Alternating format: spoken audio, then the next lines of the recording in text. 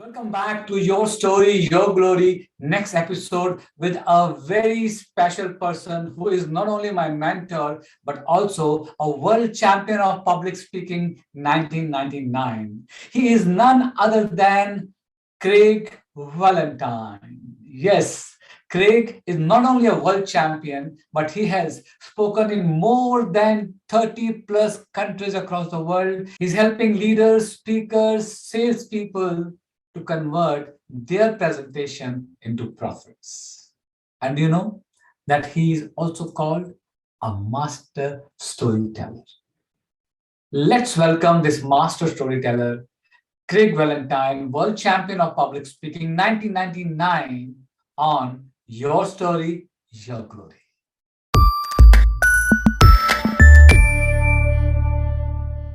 Welcome, Craig, to our session, Your Story, Your Glory. Thank you. Thank you so much for having me. Yes, I have my co-host with me, Hani Khanduja, all the way from India. Thank you, Deepak. And I'm so excited to meet Craig and definitely looking forward to hear a lot of his stories. Yeah, you're so excited to see me because apparently when I went out to India, you moved just so you can avoid me. Not at all, Craig. Not at all. So I would definitely take you back to Infosys Mysore in your memories and would share the stories there in this podcast. And I look forward to see you soon. Yeah, I hope so. Thank you. Before we ask you some interesting questions, I would like to know your story that brought you so much of glory in the past so many years.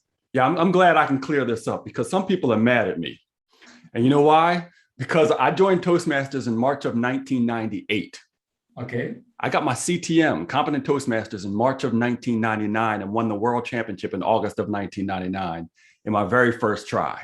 My very first try. Thank God. Yes. Yeah, but when I tell audience, yeah, I know. Can you feel the haters on this call? Yeah. That is amazing. That is amazing. But so people say to me that, well, you probably never even lost a speech contest. And yes, I have. I lost a humorous speech contest, honey, at the club level. And I'll never forget, a seasoned Toastmaster came up to me afterwards named Alan Mish. And he said, Craig, you can win the world championship of public speaking. I was like, what are you talking about? I just lost the humorous speech contest at the club level. He said, that's okay. He said, the only thing wrong with your humorous speech was that it wasn't funny. That's really funny. And I asked my audiences, I say, you ever given a speech you wish you could take back? Yeah. Have you? Deepak, ever given a speech you wish you could take back? Yes. Yeah. And then I promised him, I say that will happen much less often after today because you're about to get some tools you can use to keep your audience on the edge of their seats and make them glad they came. And so that's a story that I use a lot of times on just getting into my message and getting people fired up about it. But yes, I lost at the club level. So hopefully I can remain similar rather than special.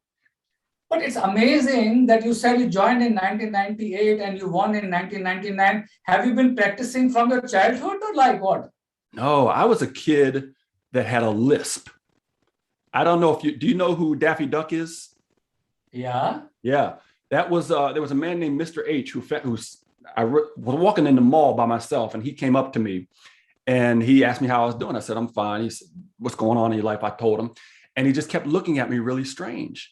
And then finally he looked down at me and told me that I had a lisp, a speech impediment. Here are his exact words. He said, Craigie, don't talk anymore because every time you open your mouth, you remind me of Daffy Duck.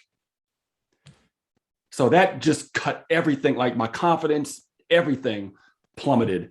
And for the next 4 or 5 years, you couldn't get a word out of me. So that's my beginning. I was not a speaker. I was not even a talker. I stayed quiet for 5 years. And it was only after about 5 years when I forced myself to face reality and I started going through what I now call my 4 R's to remarkable results that I could stand before you today as the world champion of public speaking. And you know what? That man takes all the credit. He takes all the credit. It was a negative motivation for you, definitely. But I found some humor out of it, though, because the next time I saw him after I won the world championship, he came up to me and he was like, oh, my gosh, I read your articles and this and that. And then he surprised me. He said, I can't believe at the tender age of 10, some man would have the nerve to call you Daffy Duck. I'm like, Mr. H, I don't know how to tell you this, but it was you. He said it was me. I said, yeah, you don't even remember? He said, no, Craig, but I'm sorry. I'm really sorry. And all this anger started to arise in me, but then it went away because I realized something. I would not be the speaker. I would not be the man. I certainly wouldn't be who I am today if he hadn't stopped me and made me face reality all those years back.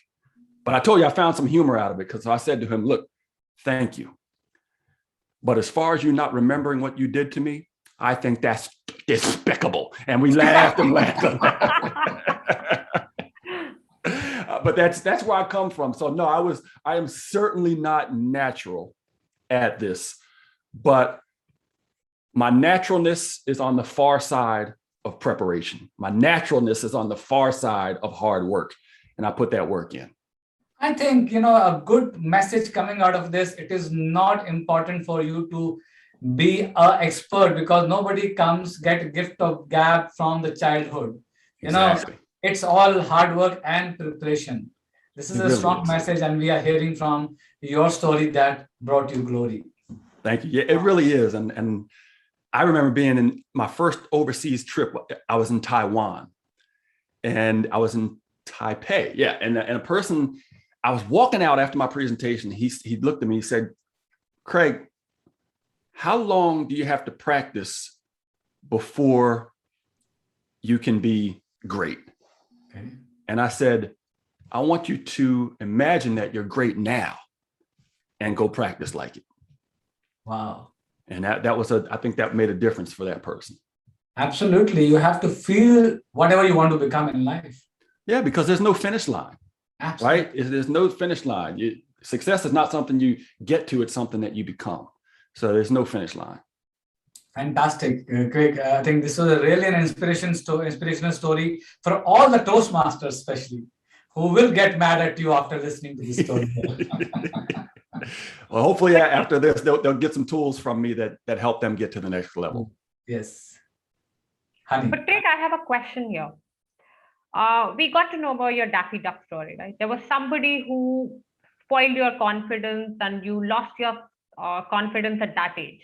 You worked hard, you practiced, you prepared, and this is where you are. My question is that, was there some guru or was somebody in your life who really motivated you, encouraged you, and pushed you to be where you are right now? Several of them. There would be someone, is it? Oh, absolutely. Several of them. In fact, when I was in prison visiting, got to clarify that. An inmate came up after my presentation. He said, Craig, I'm getting out of here in a few months. I'm feeling good about life and I'm back on the right track. I said, well, there's a quote by Will Rogers who says, you might be on the right track, but if you just stand there, you'll be run over. Yeah. But I left that day thinking, well, I'm glad he's back on the right track, but maybe, just maybe I'm standing still as a speaker. Now, honey, be honest with me. Have you ever wondered whether you're getting better or worse at what you do? Actually, yes. Yeah.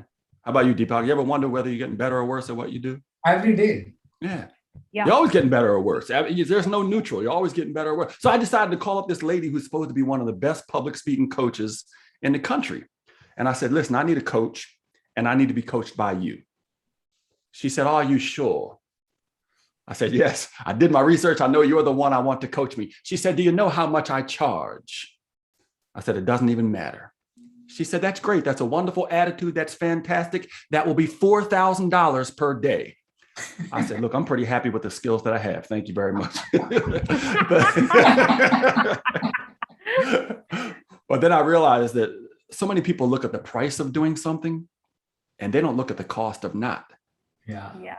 So I actually decided to go out to Vegas and get coached by her. And it was Patricia Fripp. And here's what I came to realize. Wow. She says, it's funny. She said to me, Craig, show me the beginning of your keynote speech. So I all confident, I gave her the first few lines of my keynote speech. She said, okay, I'm going to recommend that you never start that way again. And what I came to realize from those, I spent 2 days with her. What I came to realize is I was the world champion already, right? But I was nowhere near where I needed to be as a speaker. And I came to that understanding that what got me here won't get me there. Absolutely. right? And Marshall Goldsmith later coined the term, what got you here won't get you there. It always takes new tools, new strategies, new techniques, new ways. And sometimes, honey, it's not pleasant. But Patricia Fripp was a guru to me. And once I went to her, I went from here to boom, and my career just elevated. And so, yeah, she might be watching this. Yes, I will say she was encouraging, but she also gave me the tools to take it to that next level. She is amazing, because when I moved to Houston in 2019, and Craig, I joined this NSA immediately coming to US. And in my first meeting, who was the presenter there? Fripp. Patricia Fripp. Yeah, I believe I was so happy. She was the first ever female president of NSA. So she's yes, deep in it. So, honey, I just would like to ask a leading question here. When you said you were world champion, but to reach or become a professional keynote speaker, you had to hire a coach. Oh, I was already a speaker. I just wasn't as good as I needed to be. Yeah. So a lot of people who wanted to become world champion, but world champion can be only one person. But if they lose sometimes at the division level or the district level, it doesn't mean they are a bad speaker. They are a great speaker, because there must be someday somebody is great that particular day who has won. So for those people, I want you to share, is it possible for them, or how should they go ahead and become a keynote speaker if they want to get into a professional speaking journey? I think the same way I did is to get out there and speak as often as possible, right?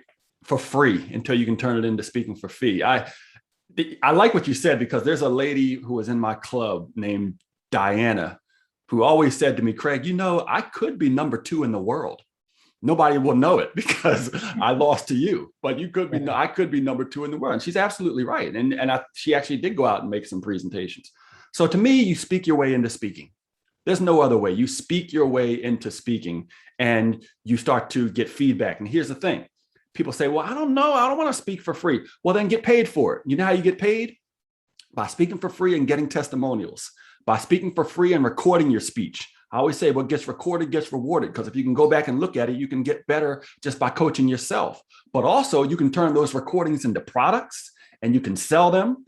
And it's not like the person who buys them is going to be like, wow, this is a great product, but it just feels like you're speaking for free.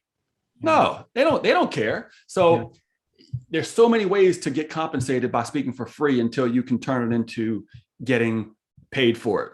And that's what I think most people need to do. But unfortunately, when it comes to speaking, this is the way I put it across. A lot of people, I don't know if you've ever watched a race, but a lot of people live their lives on get set, right? They want to do it. They take their marks, they get ready, they get set, and they never go. Absolutely. And you know how that story ends. Most people die on get set. Absolutely. They take their ideas, their speeches, their invention, everything to the grave with them, because they lived and they died on get set. And so what I try to do is just encourage people, get off of get set and go. And don't wait for every light in the city to turn green. Just go through one and you'll find some opportunities you never knew existed.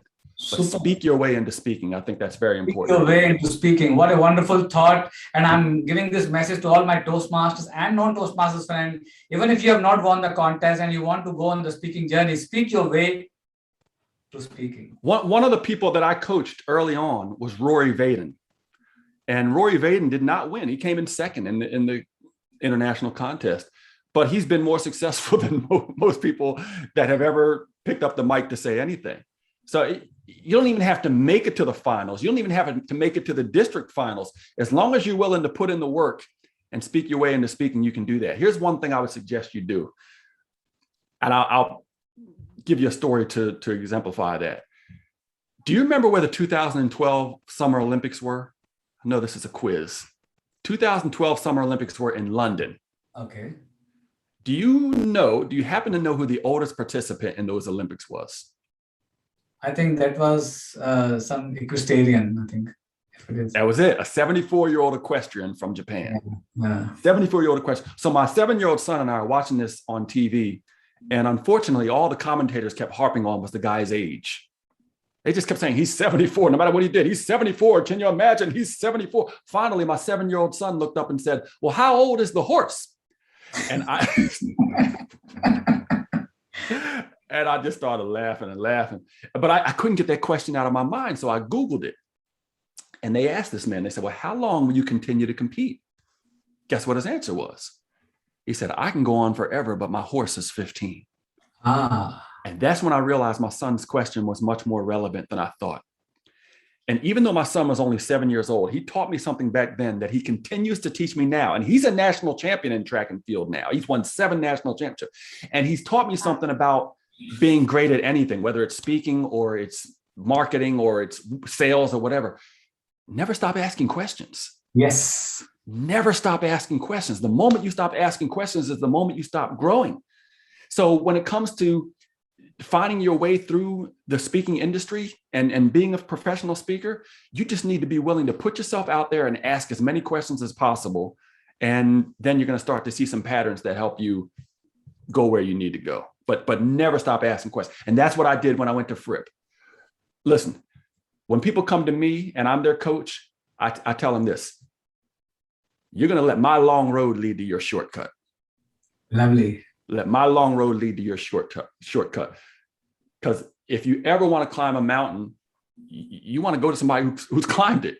Absolutely. Not necessarily to tell you where to step, but where to avoid stepping. Yes. And I think that's what you need. So getting coached is a great way to elevate yourself into this industry as well. We're going to apply this learning right now. I'm going to ask you many questions. Don't worry. But definitely, this was a great insight into Craig's life, and I'm noting down several keepers. I'm very sure, Craig, you have already learned a lot of lessons from your kids. Yeah. From our kids, absolutely. Yes. One of the fondest memory that you have with your daughter or your son, which has changed your life somehow. Would you like to share it with us? Fondest memory of my daughter or son that's changed my life. I tell you, one of my fondest memories was when my daughter was 6 years old and she came to me and she said, Daddy, I want a bunk bed. Okay. And I said, well, what for? You're one person. But she talked me into it. I got her a bunk bed. But here's the problem. My son Ace, who was 3 at the time, climbed to the top. And so I went to Ace. I said, Ace, you can't be up there. You're only 3. You might fall. You might hurt yourself. You can't be up there anymore. Okay, buddy? He said, okay, Daddy. Now, do you have kids, Deepak, honey? Do you have kids? Yeah, my kids have grown up. Okay. Now, you already know where I'm going with this. I came home the next day. Where was he? On the top. On the top. On the top. So I had to put some bass in my voice, let him know I'm serious. I said, Ace, I told you yesterday, you're not allowed to be up there. You can't be up there. What are you doing up there? What are you doing up there? He said, coming down. I tell you, honey, I went in, I had a 15K race later that day, and I laughed throughout the whole race. Now, whenever something like that happens to me, I say to myself, this has to be a story. Because it won't leave me, right? And so I started taking it to Toastmasters and taking it to different places and seeing what people got from it. And this is a tool that I tell people to do also. Start giving your story. Let the audience tell you what they get from it. Yeah. Because I'm always looking for a foundational phrase. I'm looking for a phrase that's fewer than 10 words, that is rhythmic, doesn't have to rhyme, but that's somewhat rhythmic, easy to say, and is you focused on the audience, such as what got you here won't get you there. Okay. I'm always looking for a phrase that people can remember, repeat, retweet, repost, all of that. I couldn't find one for this story. And so I took it to a Toastmasters club and nobody had a suggestion for me. And later on that night, somebody called me and said, Craig, I got one for you. I said, well, what is it? He said, sometimes you have to ignore your parents to get to the top. That's actually wonderful. I mean, isn't that true sometimes? Yeah, I did hang up on him after that. No, but sometimes you get a phrase you don't like. But that was one of my fondest memories, honey. Just that I had to turn into a story because the whole time I'm running, I'm just thinking of what he said and how he said it, and my daughter was involved as well because it was her bunk bed. So it's just that was a great memory. Didn't necessarily change my life, but gave me a new story. But what I learned from you, Mark and Darren, and also through Stage Time University, where I'm a student out there, I've learned that every moment you guys have created story out of it. We do. And I've known Darren for about 20 years now. Yeah, right before he won, he had sent me a book and ask me some advice, ask me some questions, right? Well, but Darren taught me a lesson. Probably in the early 2000s, Darren said, Craig, every time you speak, you need to build your list. You need to have a something in the back of the room where they can put their name and email address on. So you can build your list, you can stay in contact with people, maybe even market to them later. Now, this is how I was. This is my mindset back then. List schmist. I'm not building a list. I'm an artist. I'm an artist. This is my art. I don't need to market. I don't need a business side. I'm an artist. And I fought that battle for 6 years. Now, if you're counting, that's 2 years longer than our Civil War, right? That's a long battle that I fought. And I realized something. I'm about to be a starving artist unless I can do something different. But I still wasn't sold on this whole list thing. And then one day, Darren said to me, Craig, I have a new program. I'm going to market it to my list and see what happens. I said, more power to you, man. I wish you luck. 3 days later, he calls me and said, Craig, I marketed the program to my list, and in 3 days, I made $23,000. I said, what'd you say about that list again? What were you talking about over all these years? And that's when I became a believer in building lists. So Mark, Darren, Ed, and I constantly teach each other what we know. And Darren and Ed and I have a accountability call every month to keep each other. So because we know what got us here won't get us there. And that's very important. Amazing. Yeah. And let me tell you this also. This is when I realized I love the title of your podcast. No glory, no story. Wait, tell me it again. It's the glory. Your story, your glory. Yeah. We used to have a saying that you know my glory, you see my glory, but you don't know my story. So I really like that as your title. But here's when I realized that stories were so important. I always tell my audience, being the world champion is a blessing and a curse, right? Because if you had been walking towards me in the Chicago airport 2 days after I won the world championship, you would have seen my wife on one side of me and me carrying this gigantic crystal trophy, right? Just walking through the Chicago airport. And of course, as you can figure, everybody's looking at me. And Deepak, I thought I heard a lady say, "Is that Denzel Washington?" It looked like one. Hey, you didn't have to laugh that hard. but this is when I realized my life would never be the same. This petite lady in a pink dress runs up to me in the middle of the airport. Everybody's watching, starts reading the bottom of my trophy. And she says, 1999 world champion of public speaking. Wow. Say some things. Say something. And I was speechless. But that's when I realized no matter where I go in life, people are going to say, would you mind saying some things? Yeah. So I came to a fundamental understanding about my life as a speaker, and really about yours too. When it comes to speaking, I can no longer get ready to speak. I have to stay ready to speak, right? And my new motto is don't get ready, stay ready. Well, what is the absolute best way to stay ready to speak? Have your collection of stories. Yes. Have your collection of stories. And then when you have collection of stories, I always tell Honey that they work like popcorns in your mind and start coming out of it. I love that. That's exactly what happens. Because not only do you have your stories, but your stories also have you, right? Yeah. They just have you. They have your back. They're with you. And you never have to memorize them because you lived them. You internalize them. I always tell speakers, don't memorize, internalize. Yeah. There's a big difference. When you memorize, guess what? You miss a word, you're done. But you internalize, you can be interrupted, which I love to be. You can find spontaneous moments that you can jump on. You can laugh with the audience. You can joke with them. You can come right back without missing a beat and get right back into your story. So don't memorize, internalize, big difference. I always know which anchor is coming next. An anchor can be anything that gets you to remember the point. For example, an anecdote. Let's look at 4 A's for anchors. An anecdote. When people remember your anecdote or story, they remember the point that's attached to it. An activity. When people reflect on the activity, they know the point that's attached to it. An analogy. I talk about the crabs in the barrel pulling you down. When people remember the crabs in the barrel, they remember what it represents. And I might just show an audio or visual, or a slide. When people look at that chart, they know what it represents. So that graphic, they know. So I always know which anchor is coming next. I know how I'm going to transition into it and transition out of it. And the rest of the time, I'm just playing with the audience. Yeah. Playing with the audience. That's why you're called master storyteller, Craig. Thank you. Yeah, I think that's amazing. Craig, I have a question here. we always speak about that it's all about stories, right? Stories, the greatest way to be, uh, even in a business or a personal or any kind of professional speaking, stories are the best way. I have a question, and maybe I'm reflecting personally now that you were saying that you should have your collection of stories. I have two nephews and one niece, and I have had lots of stories from my Toastmasters journey as well. But when I look at it, I might not remember all of them so fondly.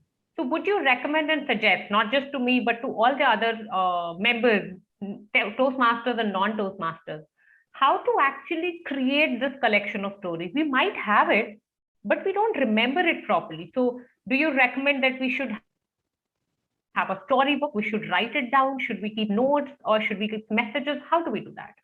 Great question. I suggest having a story file. Okay. Having a story file. And I don't suggest writing it down word for word. I've never written a story down word for word. I suggest just having some key words that will let you know to remember that story, right? And then you just start speaking into it, whether you're in person or you're by yourself, just start telling that story. And I always tell people this: you can't create a message without first creating a mess, right? Yes. Yeah. If you look at the word message and you split it up, it's just a mess with age. Yes. Right? It's a mess that over time and over collaboration and over coaching and over sharing becomes a message. So when I start giving a story that I think, oh yeah, this might touch people emotionally, it's not going to be good at the beginning until I give it over and over and over again. And then when I give it over and over and over again, whether to other people or just to myself, then it's in me. Then I've got it. So yes, I suggest having a story file. But you know what else I suggest? Having a foundational phrase file. Foundational phrase file, because then you can start to uncover more stories that can help prove that foundational phrase. So let's look at the foundational phrase for a second, because that's very important. Yeah. Have you ever seen a story that was all over the place? Have you ever seen a story that just seemed to go all over? Yeah, absolutely. Yeah, many times, especially when they are giving initial speeches. Exactly. Now, have you ever given one? Yeah, absolutely. Yeah. Me too. And it's because the speaker doesn't start crafting his message in the right place. One of the first things a speaker needs to do when he or she crafts the message is to come up with a foundational phrase. Now, again, what's the foundational phrase? What got you here won't get you there. What's a foundational phrase? Never stop asking questions. What's a foundational phrase? Don't get ready, stay ready. When I was in my store, I gave a story and the foundational phrase was, your dream is not for sale. I woke up the next morning, they slid a newspaper under my door. I picked it up. There was a picture of me on the front cover and the headline read, your dream is definitely not for sale. So it gets repeated, it gets remembered, it gets reposted, it gets retweeted nowadays. That's why it's so important. But here's the other reason why it's so important to have a foundational phrase. What did you notice about the foundational phrases that I just mentioned? Short. They're short. They're short. Yeah, and sticky. And the reason why it's sticky. The rhyming, it is like, or maybe alliteration, something like that. Yeah, I mean, it's easy to say. It's easy to repeat. And as Honey said, it's sticky. So it's short. Now, the reason it should be fewer than 10 words, why do you think that is? Why do you think it should be fewer than 10 words? Goes into your mind immediately. Yeah. And here's the other reason. Forget long things. Yeah, they do. They forget long stuff. They do. Yeah. They do. But the other reason why it should be fewer than 10 words is this, because it forces you to be crystal clear on what your message is. Make no mistake about it. The number one reason the speaker won't get his or her message across is because he's not crystal clear on what his message is. Fewer than 10 words forces you to be crystal clear. When I first got into the industry, the advice was, well, if you can write your message on the back of a business card, that means it's clear enough. And I was always thinking, you have no idea how small I can write. I can write a novel on the back of but fewer than 10 words forces you to be crystal clear. But here's the other thing. Do you ever wonder what to keep in your story and what to keep out? Have you ever wondered that? What to keep in your story, what to keep out? That's what keeps the story from going all over the place. Yeah. So here's the answer. The phrase determines what stays. Yeah, because I remember a lot of people love their content and they don't want to let go their content. Exactly. But thank you, honey. The phrase determines what stays. So if what you're saying supports your foundational phrase, keep it in. If it doesn't, toss it out. Even if it's great, it just doesn't belong in this story. Yeah. So to keep the story tight, it needs to support your foundational phrase. And the last thing I'll say about the foundational phrase is this: no phrase, no stage. No phrase, no stage. What does that mean? It means if you don't have a foundational phrase for your story, don't take it to the stage yet. So people say, well, what should I do? Take it to Toastmasters. Take it to, they will give you a foundational phrase. Here, I'll give you an example. This is a little risque, but I'm going to give it to you anyway.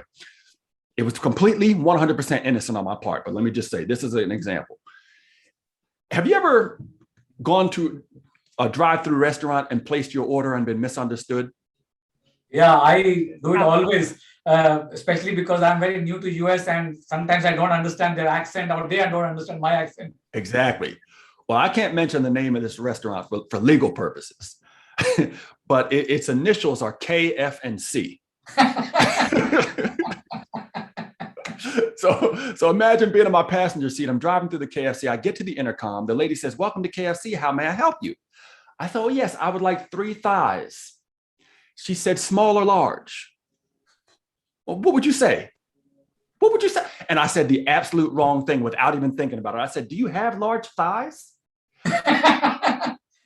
Large thighs. Yeah. I'm going to recommend that you never ask anyone that question. Well, she did come back and she said, yes, we have small and large sides. How may I help you? But I'm just rolling over in embarrassment. Yeah. And I called a friend of mine that night and he said, Craig, what you say is not always what they hear. Boom. Now I have a foundational phrase I can use that can be remembered, repeated, retweeted, reposted, and so forth. So sometimes the key is just share your story, see what your audience gets from it, turn that into a foundational phrase, and make sure that you only keep the content that supports that phrase. Yeah, I heard this beautiful foundation phrase comes from you. When you make them visible, you make them valuable. See how you remember it? Yes. See how you remember? When you make them visible, they make you valuable. Mm-hmm. And that goes along with my Sheen story, Sheen factor story about Martin Sheen. Yeah. So very important to master storytelling, but honey, there's something else that people need to master as well. And I hope you give me a minute to talk about this. Sure. We got to learn how to sell. Yeah. And I'm not talking about just products and services. I'm talking about selling ideas. The best speakers embrace this, the worst ones or the least effective ones avoid it. And here is the sad part. You only have to master one formula, and this is it. Never sell a product, always sell what? What do you think? Never sell a product, always sell what? The benefit of the product? Yeah, the results. The results. The impact, the outcome, the benefit, the results. Never sell a service, always sell the results. And if you're speaking, never sell an idea, always sell the results. If you're in leadership, never sell change, always sell the results. What if you're going for an interview? Never sell yourself. Well, you know, I have 15 years of it. Nobody cares. Always sell the results. Here's a case in point. I'm older now. So many decades ago, I went to buy my first car ever in life. And I went to the dealership and the salesperson came up to me and he says, are you looking at that car? I said, yes, sir. He said, great. Let me tell you about it. This car has these types of brakes, this type of engine, this type of window, this type. What's he trying to sell me? The car. Right? I just said, never sell a product, always sell the results. So I said, thank you, but no thank you. I went to a different dealership, same day, different salesperson, same car. Now, Deepak, this guy must have known where I was emotionally at that point in my life, you know, young and single and looking to mingle. And so feel free to use that one. And so he walks up to me, he says, are you looking at that car? I said, yes, sir. He said, you're going to look good in that one. He said, yeah, man, the wind's going to be blowing through your hair and the girls are going to be all over you. I said, where do I sign? Right? I said, where do I sign? I'm telling you, he made the sale, not because he sold me the car, but he sold me what? The results. And he lied. I was lonely in that car. I tell people just me and my payment were in that car. But don't lie, but definitely don't sell the product or the service or the idea or change or yourself. Always sell the result. Yeah, because and this is what changed my business by learning that, because here's what I did. I asked my audience, raise your hand if a year from now you'd like to be at least 3 times better than the speaker you are today. All hands go up. I said, then great, for absolutely free, you can go to one of my websites, which is 52speakingtips.com. That's 52speakingtips.com. And every week for a year, you're going to get an audio lesson from me. And by the end of that year, you will be at least 3 times better than the speaker you are today. Now, let's stop right there. Let's dissect that just for 1 second. What was the result? That you will be better after 1 year. Yeah, 3 times better. Yeah. What was the resource? 52 speaking tips. The website. Which one did I mention first? You want to say free. You want to say free, don't you? The result. Yeah. The result. So here's the addition to that formula. Never sell a product, always sell the result. Always put the result before the resource. Yeah. Yes. If you're in leadership, always state the result before the request. Because if I did it the other way around, the way most people do it, it would have sounded like this. Raise your hand if you'd like to receive 52 emails from me. Yes. I don't think my opt-in would be, thank you, honey. I appreciate that. I don't think my opt-in rate would be as high. So never sell the product, always sell the result, always put the result before the resource. And when you're going into a new point that you're going to make in your keynote, for example, let them know what result they're going to get out of it before you even dive into that point. So a lot of different things you can do just with those 2 quick formulas. Never sell the product, always sell the result, always put the result the resource. In 2019, I wrote this book, Move Mountains One Story at a Time. See, the result is move mountains. Yeah. It's right there. Move mountains, and then 1 story at a time, which is the resource. I love that. And do you know how many stories are there in this book? I do not. 52. Ah! So whenever somebody asks us 1 story at a time, we left it at a curiosity level. And then we tell them, every week you read 1 story and implement it in your life. I love that. I love that. And if I don't know if you have those stories on audio as well, but I would do the same thing I did with 52 speaking tips and just give them 52 stories and have them keep coming back time. It would be a fantastic thing for people to actually experience the stories as well. So, but yeah, I love that. I love that title. Yeah. So, and honey, any more questions from you? Yes, I have one more question. Now that I know Craig had really enjoyed his trip in India, I want to take him back to India. Infosys Mysore was one of my favorite places as well. It's a beautiful campus, I must say, and I'm very sure you would have enjoyed it. My question is that I know you really loved India. You really admire your time in India. Is there something that you really dislike or something that you would always remember that, I didn't like that there? Anything that you would like to share? In India? In India. There was nothing that I disliked. There was something that happened. Dr. Dilip came with me. Dr. Dilip was out there. I don't know if you know Dilip. About secretary, right? And we stopped on the side of the road, and he got something to eat, and then he got violently ill. But that was, I think that was just kind of a coincidence. Nothing happened to me. Everything about that trip for me was fantastic. And yeah, I mean, that was one of my favorite trips, and I would love to come back. So I don't care where you invite me back into India. Count me in.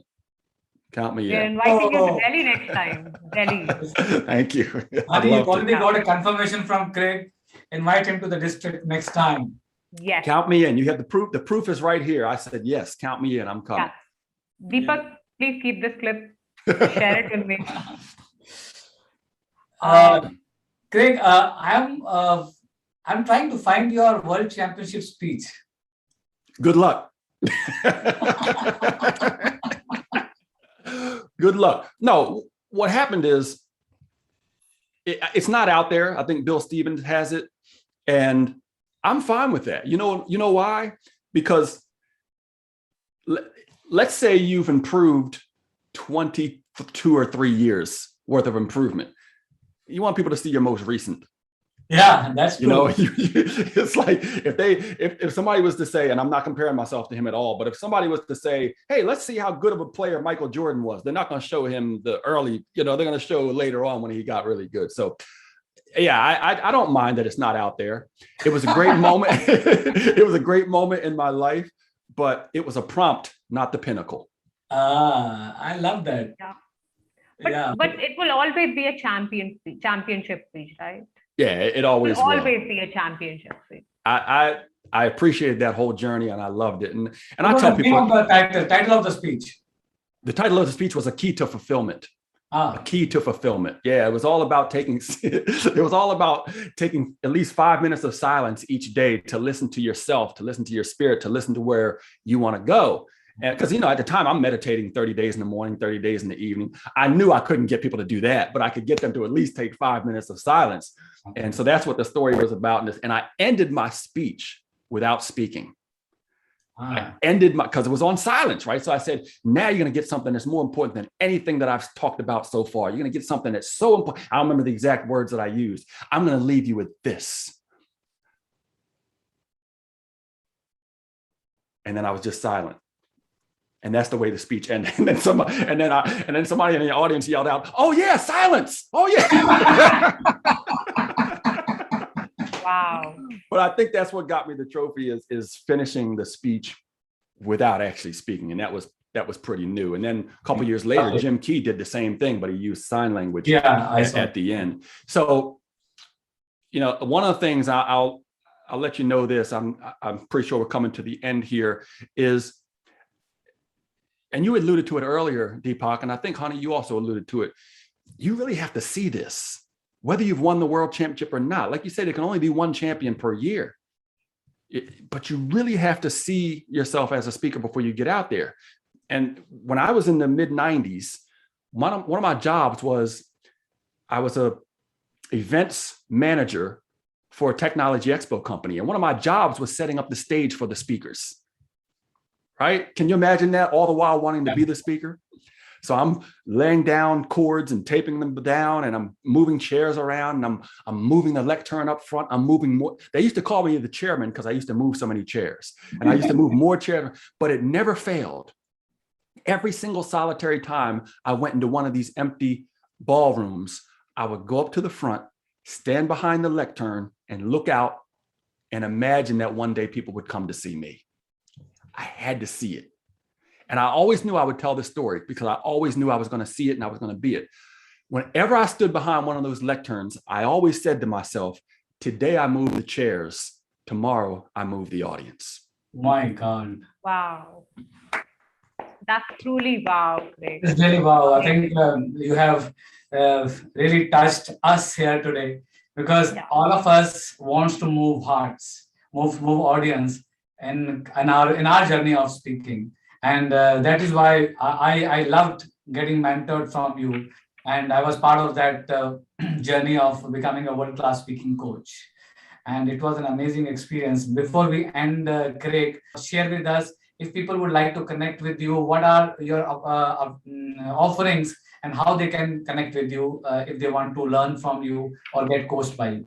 Well, that's the front door, is what I mentioned before, which is if you want to be 3 times better than the speaker you are today within 1 year, come to 52speakingtips.com. That's 52speakingtips.com. And do you mind if I leave them with a question?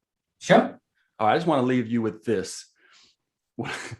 When I used to win at the club level and the area level and division level, of course, I would get trophies and awards and rewards and attaboys and pats on the back and all this, but it never failed. There was always people who would come up to me afterwards and say, "Great job, man. Great job. You going to win the next one?" And I'm like, I don't know. I just want to touch lives, right? Even in 1999, I just want to touch lives. But the interesting thing was, every time I reached out my hand to touch a life, somebody put a trophy in it. Right? But here's the key. And I think this is the real key. I never reached for the trophy. I always reached for the life. So as you're in this industry and wanting to speak, I have one question for you. What are you reaching for? Thank you so much, Craig. This is awesome. What are you reaching for, friends? Ask yourself this question. I think it's time to ponder upon this question. What are you reaching for? Are you reaching for trophy, or are you reaching for touching lives, making impact with your stories? No doubt, Deepak, we had so many keepers. I mean, even if I have to summarize, I'll take another 7 minutes and it will be like a speech almost. But yes, the best for the day. What are you reaching for? Yeah. Amazing. Thank you. Thank you, Craig, for coming to this show. Your story, your glory. I'm sure with your learning, your tips, your tricks, and 52 speaking tips, people will create amazing story that will take them to a glory. Absolutely. Thank you, Deepak. Thank you, honey. I'll see you in India soon. India, very soon. Yes. Thank you so much. You are coming here very soon. Take Thank care. you, Craig. Thank you. Yes, take care. Bye-bye. Thank you.